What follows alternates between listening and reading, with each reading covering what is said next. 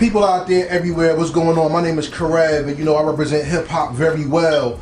But there is another side to the man and to life, which is sensual, soulful, and touches the spirit. And that's the R&B, gospel, soul music side. And today, I wanted to bring you one of the most eloquent voices, one of the most powerful voices that our culture has been hidden that you need to know. Please introduce yourself to the people. Hi everybody, I'm Gail Campbell, recording artist, and happy to be here on Heritage Hip Hop. Thanks, Karev. Hey man, it's a pleasure and long awaited, and I'm very excited to do this. I kind of like got goosebumps. I'm very jumpy about this one because you're going to teach me as I interview you today. Oh, okay. So, firstly, tell the people a little something about who Gail Campbell is.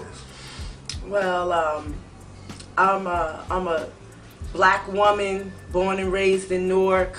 Live in Elizabeth now. I'm a mother. All of the things that come along with being raised in Newark, I experienced. My formative years was through the crack era, and I think that going through those kinds of experience kind of shaped my soul and my passion. I'm just a woman pursuing her dream and using the gifts that God gave me. Okay.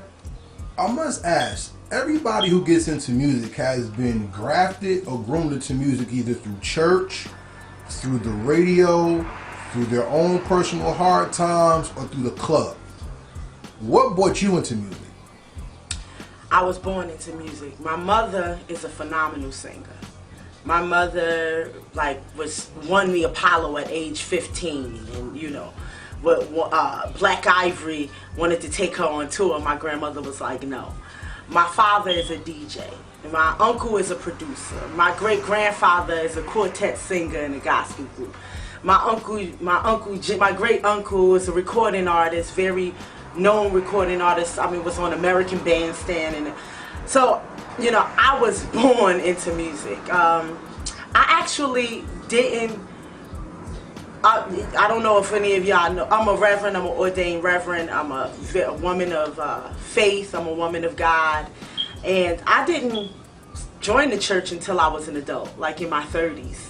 So I was not one of those kids born and raised in church who learned how to sing and got their soul from the church, but the church is what brought it out. The church is what brought out my passion.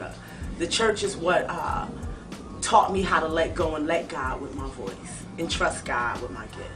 One of the things that I personally respect singers for is it's the art of expression. And one thing I hate the music industry for is that it took our God-given art of expression and made it a business. So to take it back to the spiritual side, even in the Bible, it says how David loved the Lord so much that when he danced, he shook himself out his clothes and sung. And he made himself a fool to express his love.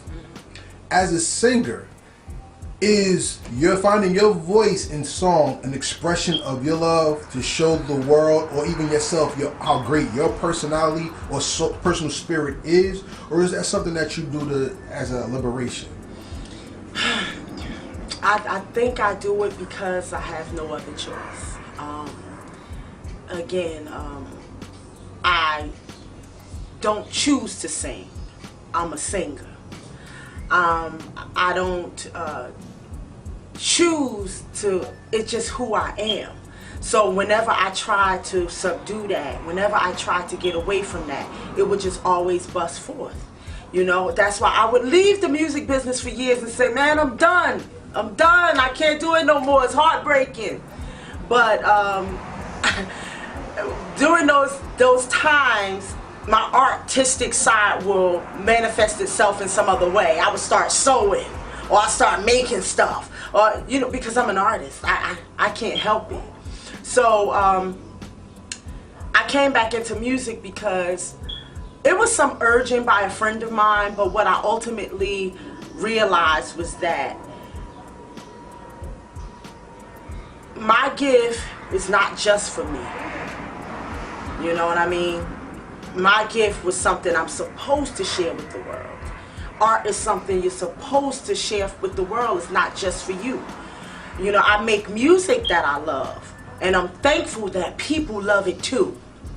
You know what I mean? I don't necessarily make everything, I don't necessarily create so that people can like it, but I'm always so grateful when they like it.